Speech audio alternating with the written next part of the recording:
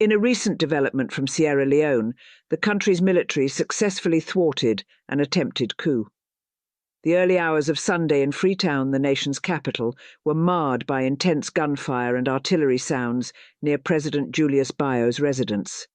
Reports indicate that the assailants infiltrated an army barracks, leading to the release of prisoners from the central jail, which houses approximately 2,000 inmates.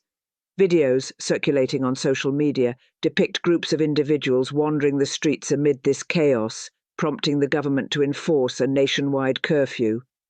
In response, soldiers armed with rocket-propelled grenades established roadblocks, and sporadic gunfire persisted as some insurgents remained at large.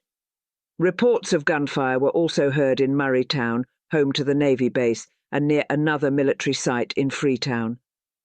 A local resident described being jolted awake around 4:30 a.m. by the sounds of heavy machine gun fire and explosions from the Wilberforce barracks, likening the situation to a war zone.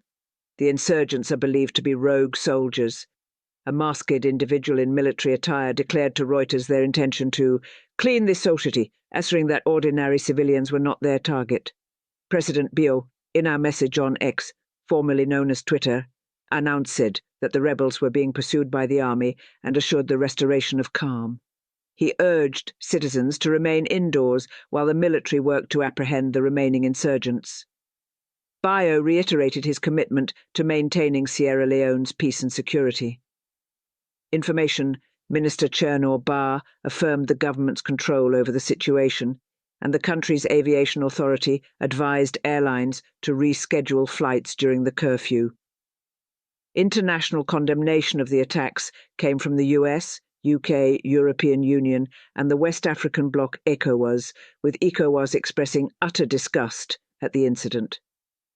This event is part of a concerning trend in West and Central Africa, which has witnessed 8 coups since 2020.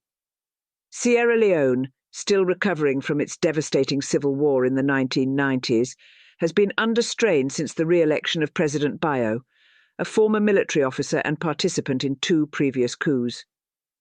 The legitimacy of his June re-election has been questioned, marked by allegations of violence, intimidation, and voting irregularities. In August, several soldiers were detained on suspicion of planning a coup, further highlighting the nation's precarious political landscape.